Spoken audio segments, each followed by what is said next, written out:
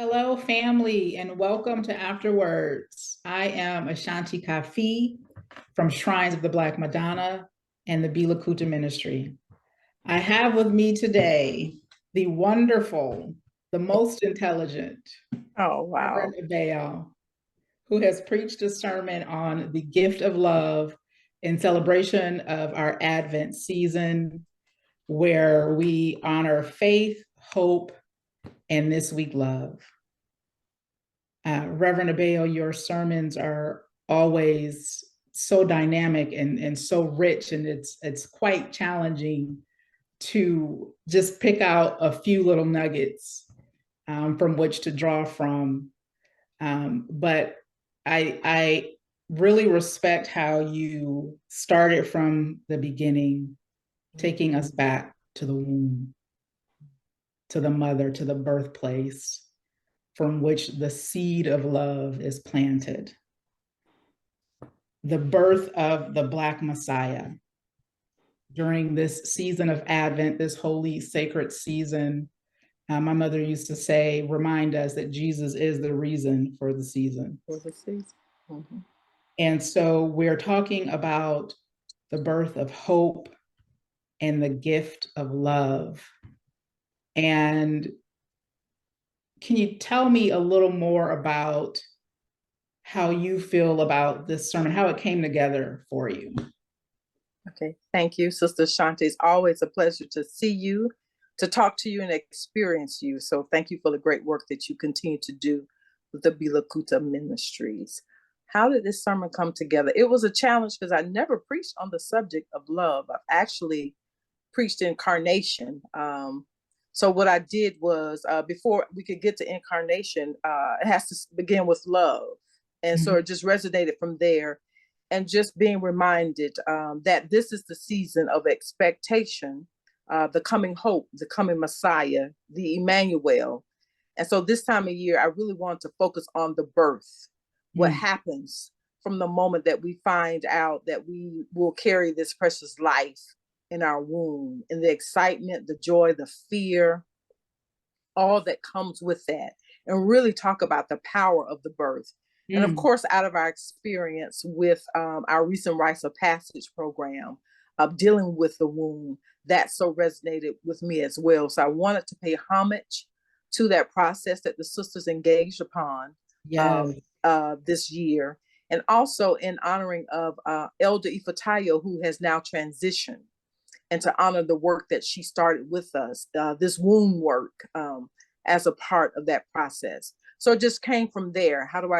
We start with the womb, we go back to the very beginning, to conception, and just chronicle the story of this brother and the sister who are young and having this wonderful baby with all of this hope. And in the short period of time we have for Advent, leading up to, from faith, hope, and to love, how can I do justice in 4 weeks' time to tell this story about such a powerful Messiah that's coming? And it's so magnificent to me, this transference of love. And in this instance, the angel comes to Mary and tells her, do not be afraid, for God, you have found favor with God. You will carry a child.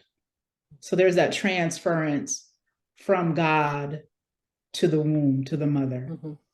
And then another transference of love from the mother to the child.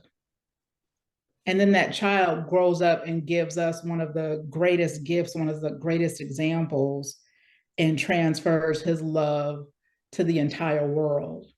So when you talk about such a mighty, mighty, and powerful transference of a four-letter word that we often take for granted, we just sit back and think about that power alone, that how does love show up in our lives? It's truly astounding to me, and I think you've done such an amazing job at bringing that forth to life. And in our personal lives, it may not necessarily be that God has, not that God has not ordained us all, because he has, but that transference of love has an impact from our ancestors. And so you quote Dr. And I'm going to try to say this correctly, Ishanza Johnson, where you say, thus the life of our foremothers, who are our grandmothers, impacts us across the spectrum, from biology to their social environment during the early phases of their lives. And so that transference of love from our ancestors to our mothers to us has had, as of late, a real resonating influence on me. I've been thinking about my own experience of how I was birthed into this world to a young mother, not much older than Mary. My mother was 15 years old. And the stories of how my grandmother, who's now my ancestor, my father's mother, would nurture me so. And I can remember during her passing how great of an impact that had on my life. And so and also now that I'm an adult woman, the impact of how she's showing up in my life today. Right. And so how the work that she put in, the environment that shaped her, the love that she gave to my father and to me is showing up right here today in 2023 in this holy season. And just the sacredness of that. And I just love how we weren't talking about this together, but that's how spirit shows up. You're preaching this, I'm experiencing this. And so I wonder, if were you drawing on an experience of your own when you were thinking about this transference, or are you just honoring the natural flow of the ancestors in our lives and how they show up for us today? I think it was both, and honoring that natural flow, and certainly doing the research and just defining what the umbilical cord means, which is life. And as an African people, we know that life is in the spiritual and the physical. So it's a both and to know that the umbilical cord is how we feed, is how we nurture our child during that period of gestation, that period of growth, and how one means navel, which is at the very entrance of the womb, and the other part, corda, meaning heart. So we are so connected to the small being from the very beginning of conception. That is just so powerful in itself. And when I thought about what Dr.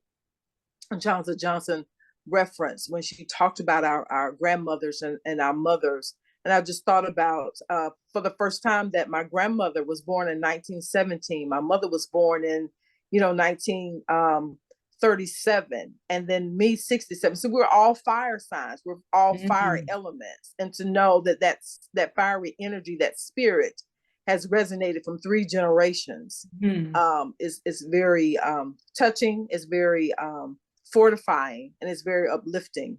And just to think about their social environment, my grandmother and my mother and myself, and to know from a spiritual standpoint, they were all 3 of us are I would like to think very spiritual women. My grandmother was very quiet, very meek person, very quiet.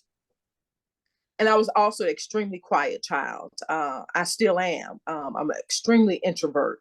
I've never been much of a talker. If I'm around you, if I'm comfortable, I tend to talk. But for the most part, I'm introverted, and I'm very, very quiet. And I remember when growing up, I was just sitting there reading a book. My grandmother was sweeping around the house, and she didn't say anything to me. She just started talking to my mother. Evelyn, don't worry about that one. She's quiet, but she has the spirit in her. So just let her be. Just let her be. And then my mother said, yes, ma'am, yes, mother. And so that was her transferring to my mother. She's going to be all right in her own way. And so luckily, my mother has always given me the room and the space to navigate life my own way. Inside of my ups and my downs and my bumps and my bruises, she's always nurtured that spirit that has been a part of who all three of us are. So yes, it took me back. So this time is the time to remember. It's the time to reflect on not just the African Messiah's Jesus birth, but our own collective births and what it means to us in the world. And so that's where I was what was going next is when we think about what Jesus has done, what his gift was to the world, we must then think about what our gift is to the world.